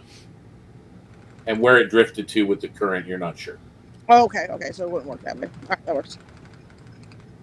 I was going to try and draw their attention to it, but I don't think it'll work. Well, they smell blood on Jorrack already. Oh, yeah, because he bled, yeah. Yeah. Okay. So, with that, what is Jorrack's initiative? Dirty 20. 20, nice. Kian. That's a 15. Okay, Rynn. 17. And Daksha. 18. 18, nice. All right, you guys all go before I do. Top of the round. Jorrack, what are you doing as you see the swarm all around you guys? Well, first of all, in a quick panic, he's going to swing his harpoon around across to see if he can do anything to him. That is going to be a 21 to hit. That hits. That'll be 8 piercing. Now, I don't know if I can do this or not, but I do want to... a couple. Oh, yeah. I don't know if I can do this or not. I can do when I attack with a weapon and I hit, I can invoke Dirty Fighting. But I don't know if I can do that since this isn't one body, it's a body of fish. Yeah, that's right. It is a body of fish. So Dirty Fighting wouldn't work? No. Okay. So bonus action, what I PM do, he's going to go, oh, shell, no. And he's going to withdraw into his shell and end his turn. Okay. So you pulled that move. There we go. I knew that was coming. Yep. Next up is Daksha. Is it bad that I kind of want to use him as a big rock to hit these things? You can certainly try. You know what? Let's try. Let's see what happens. Lifts up Jorrack. First the catapult and now the shell shock. I rolled a nat 2. It didn't work. There's such a good nat too. Yeah. As you go to reach for him, all you get is his hand that pops out and slaps your hand. Yeah. Rynn, you're up. I pull out one of the fishing nets that I procured on that other wreck, and I try to net the fish. Okay, you don't have improvised weapon though, correct? No. Okay. So you are going to make a disadvantaged straight strength to hit roll. Actually, make it dex. Okay. Because it makes more sense that you're trying to be dexterous and scoop up some fish in the net. You said at disadvantage? At disadvantage.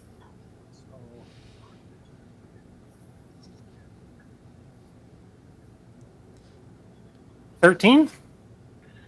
13 just hits.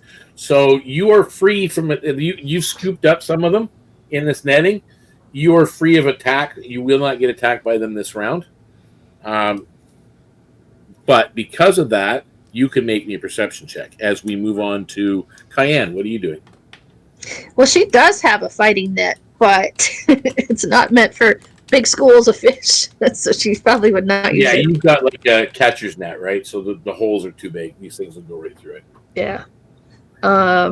So, let's see. We're not underwater. We're standing in water. You are standing in water. You're standing in about maybe 4 feet. Okay. If I can swing clear enough, I draw the scimitar and try to slice as many as I can. Yep. You can make a normal hit roll. I will say it's half damage slashing into water, though. So 17 to hit. Hits.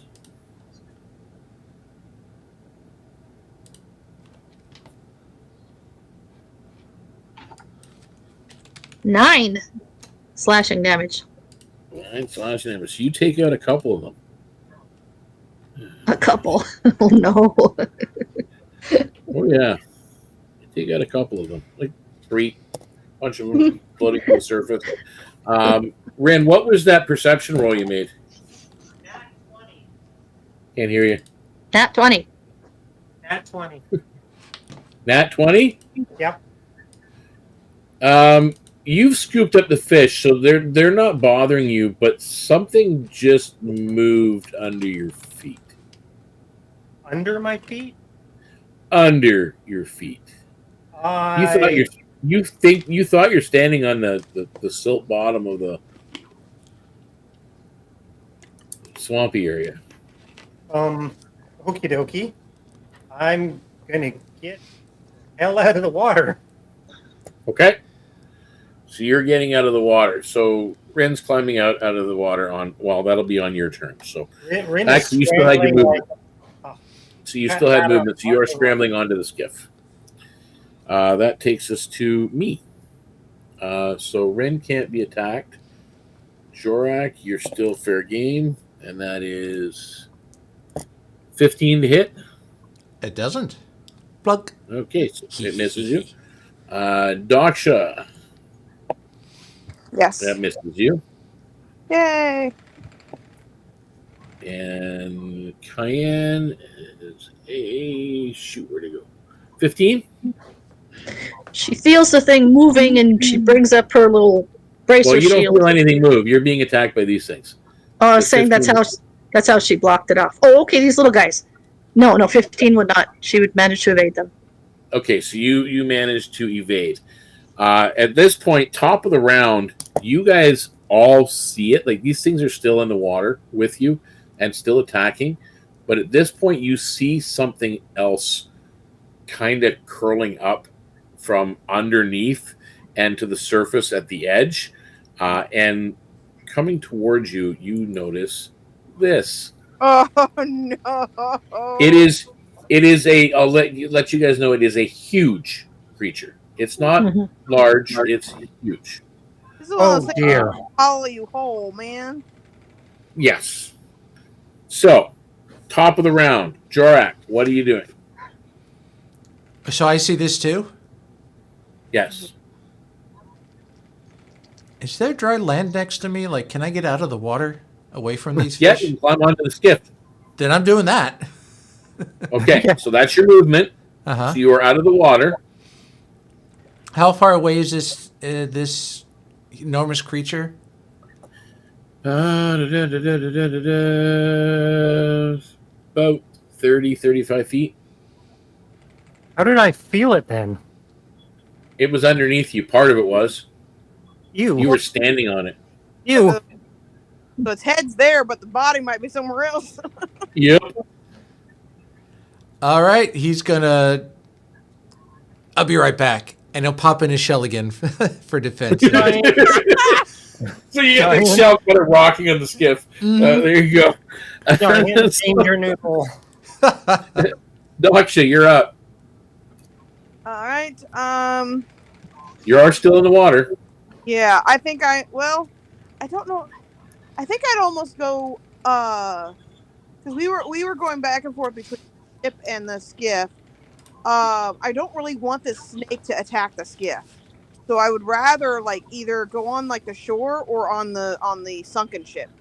One of the two, whatever's closest. You're probably closer to the ship, the sunken ship, so you climb up on a piece of the wreckage.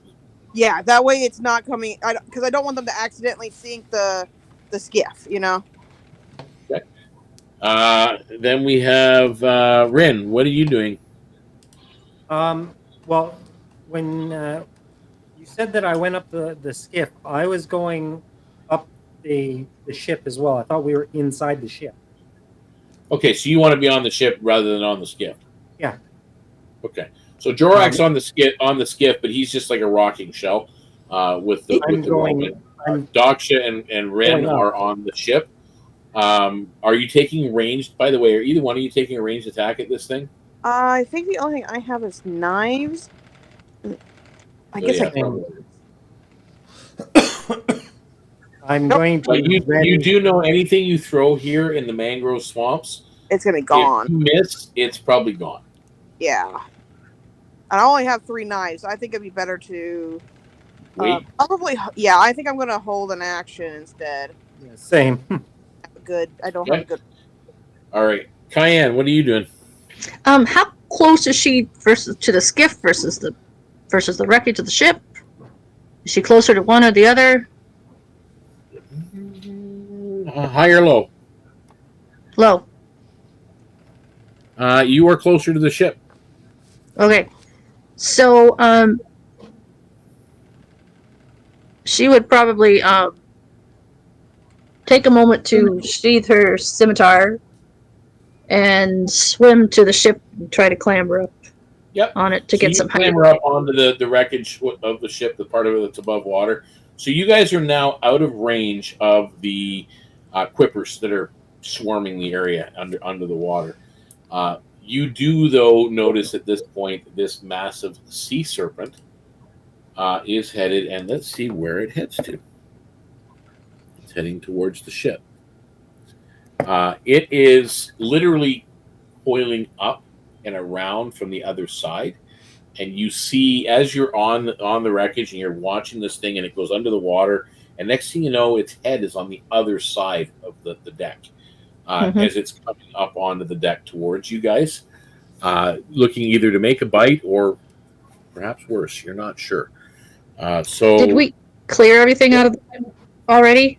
You've got the cargo lashed onto the skip. So Kian would yell at them to row, get out of here.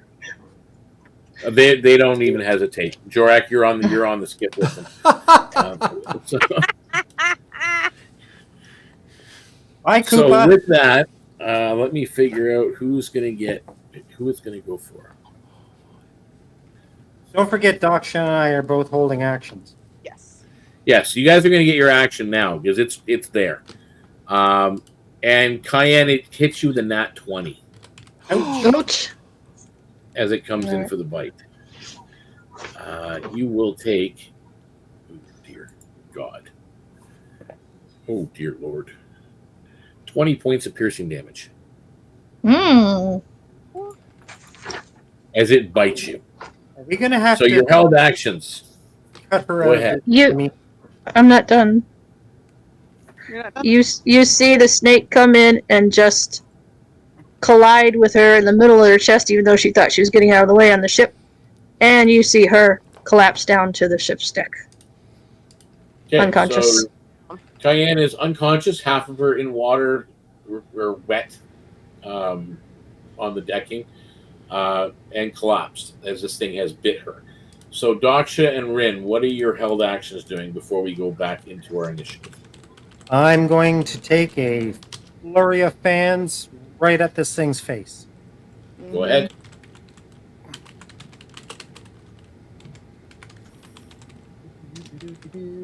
Never remember. Okay. 17. It's, by the way, Kian, as it takes you down and as you got up close and personal with it, as it's coming at you with this massive fangs and coming in, this is the mangrove serpent. one of the most deadly predators in the labyrinth. And she would know that. That's why she told them to get out of here. Roll, roll, roll. Yeah, once you see Yeah. it, it's like, yeah, that's not good.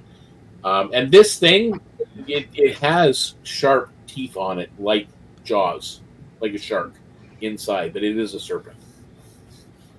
Second one is a 21. Okay, that's a hit. And the third one is a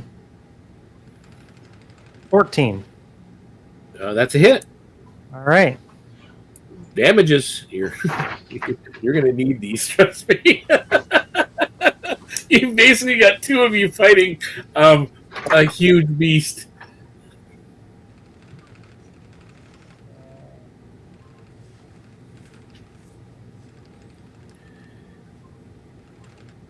$10 points. 10 points. It's 20, 11 points. 31. Nice. It's still up. Daksha, what's your held action? What are you My doing? held action is also attacking with my Tensen. I pre-rolled. It is a 18 to hit Hits. with 10 slashing damage. I would try to position myself between the serpent and Kian. Like, even if I have to kind of push her away a little bit behind me. Okay. As you're doing that, you've kind of separated yourself a little bit from Rynn and more towards Kian, where it bit her. It's now starting to do like a coil motion around you, and it will roll to hit. Plus 6. It's going to miss you. So you managed to kind of get out of the way of this thing crushing and coming in on you. So you've managed to stay out of the way. So we are now in initiative rounds. However, Jorrack, you were at the top of the initiative round. You feel movement in the skiff. You know that the skiff is moving at this point. And kind of peeking out, there seems to be a sudden squall that has come upon the skiff that's towing the cargo, and it's trying to sweep it away, and there's a chance you could lose the cargo. Make me a dexterity saving throw. Come on, Jorrack! Saving throw. That's a nat 20! Oh, nice!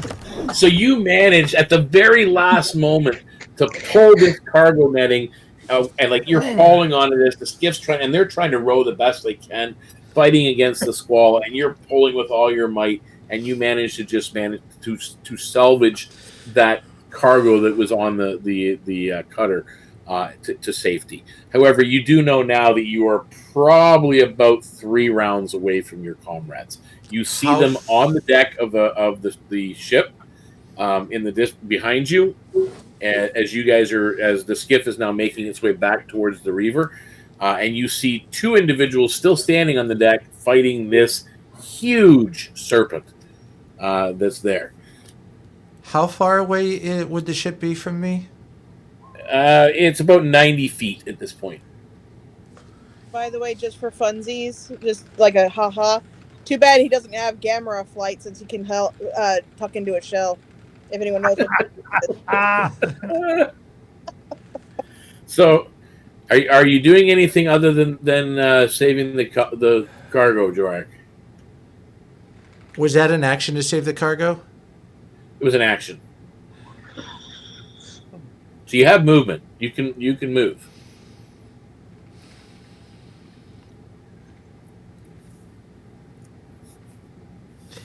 Yeah, are those? But is that swarm of fish in the water currently? They're still back there somewhere. They're not right where the skiff is now.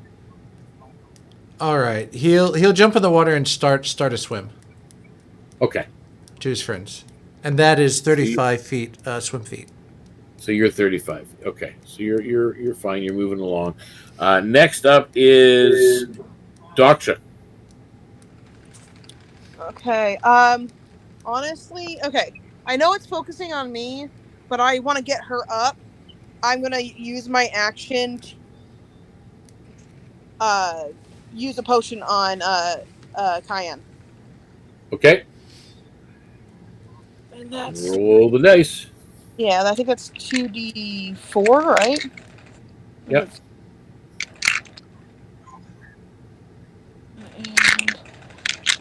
So hard.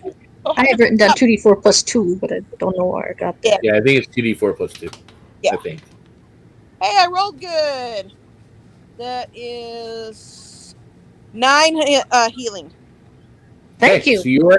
So you are at 9, Kian. However, the 1 exhaustion from dying remains. Yeah. And because you are at level 1 exhaustion, you have -2 to all your rolls. At least you're not dying. Yeah. That's right. And then again. Okay, so that was Daksha's action. Rynn, you're up. She's gonna go for another flurry of fans on him. Okay. I figured it'd be better for me to do it than you because you 1, do more than I can. 21, 13, and 24. They all hit. Nice. This thing is so huge, it's got a 12 armor class. Oh, It's not hard to hit. It's right there. 11 points. 7 points.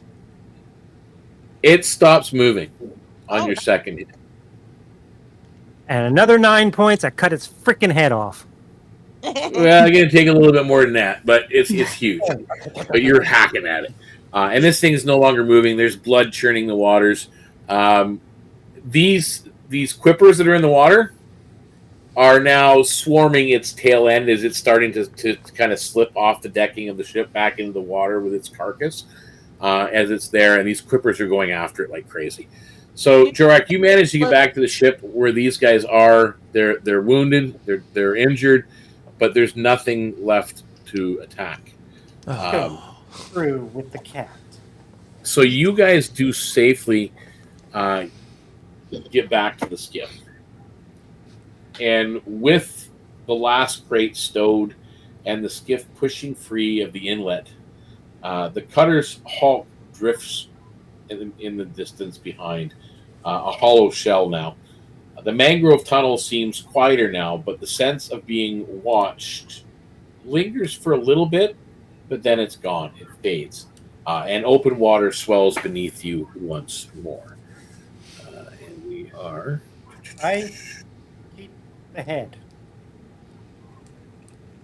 Oh, you bringing the head with us? Yes. proof of death, at least, right? She tries anyway. It's I not know. very good cut off, but you do have like jaws. I You got think the the jaw. head is bigger than the whole skiff. I know, right? If I wasn't worried about like the little little fish and stuff, and also how heavy it would be to haul it, I'd be tempted to try and haul the thing because of how much meat stuff you could possibly get from that. But there's just no way. Well, can't we just grab the gator and just kind of bring it along with us? That's something You could probably put it up on the towed cargo stuff that you have all Yeah. down in the net. Yeah. It's a gut, like it's a mess. Rynn's not skilled at that kind of thing, but the head is cut off. You can probably salvage the fangs of the thing or whatever, and the teeth, that kind of thing. But as you guys get out, the skiff bumps gently against the Scarlet Reaver's hull. Crew leaning over the rails to haul the cargo that you've salvaged and welcome you back aboard. The sea air feels fresher here beyond the mangroves, and the stink of brackish water giving way to salt and sun. Captain Vane stands at the quarterdeck rail, arms folded, eyes tracking each crate as it's hoisted from the skiff. When the last of it is on board, Garrett makes a swift tally. Cargo's in one piece. What's left of it anyway? Vane gives a single sharp nod. Good work. Whatever had teeth in there won't trouble our roots again. These teeth? She holds up Those. teeth. He produces a small pouch for each of you. You guys are all tossed 50 gold coins, 350 experience points each.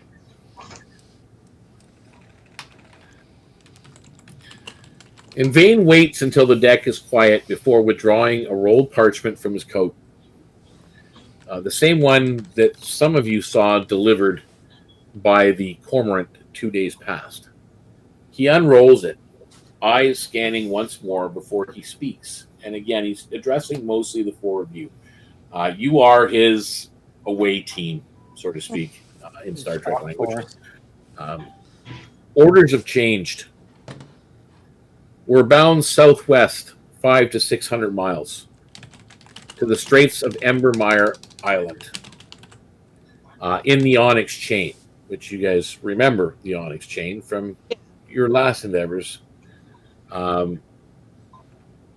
Cargo pickup, not our usual waters. His gaze sweeps over the rest of the crew and then back to you. 2 ways to get there. We can take the short way through the Embermire Straits. Narrow waters, hostile shores, high risk. Or we swing wide around the entire peninsula. It will add days, possibly even a week or more to our travel, but we avoid the trouble. You see Garrick's tail twitch. Short ways faster if we keep our wits. Long ways, no, safer. Depends on what you're willing to risk. I vote that we go the fun way. And he's looking to you guys for the decision. I wouldn't have joined this crew if I was going to play it safe. You guys notice, you see a smile on Garrick's face at that. So Rynn's in agreement. What about Kian and Jorrack?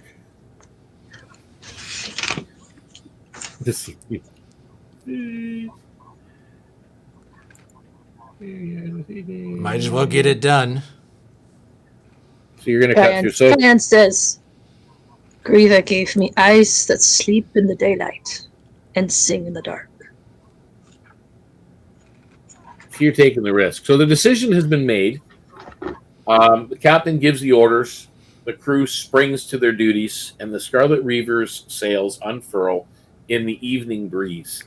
The prow turning towards the chosen course, and the last light fades. Distant lightning flickers over the horizon. A reminder that no sea route is ever truly safe. Yes. Daksha? I would take the time to also inform the captain that the mists that were in that area were not natural, they were magical, and that it seemed like there was something watching us. And I don't know if Kian, she would kind of like gesture to the rest of the crewmates, do any of you have anything to report? Knowing like Kian knows more about the native area. I don't know if you mentioned that the snake was native or not, but if it is, she'd point out that it is a native creature, so there may be new ones that take over the old territory. What Kian knows of the labyrinth, because that's basically where you were, there is something that's watching. The labyrinth. It's sentient. So it's always watching. And Kian would, now that you've spoken those words, would be able to reassure you that no, that's just the labyrinth, as is the fog. It's always there. It's always prevalent, and it's always been magical. Where it comes from, no one actually knows. Maybe it comes from the labyrinth itself, or maybe there's someone in the labyrinth that's creating it. It's hard to tell, but it's always been there. So the obstacle to the route that they take for their trade has been cleared of that particular creature that was causing havoc amongst their smaller ships. Are those snakes like a more rare creature, or they're not overly common? If you have one in that particular area, there probably won't be another one for at least 25 to 50 miles. Okay. Just because it's such a large predator. It might take some time for the version of that creature to take over the old territory. And the quippers actually make sense to you now that you've taken out, like with a beast like that, there's going to be carnage and such left behind.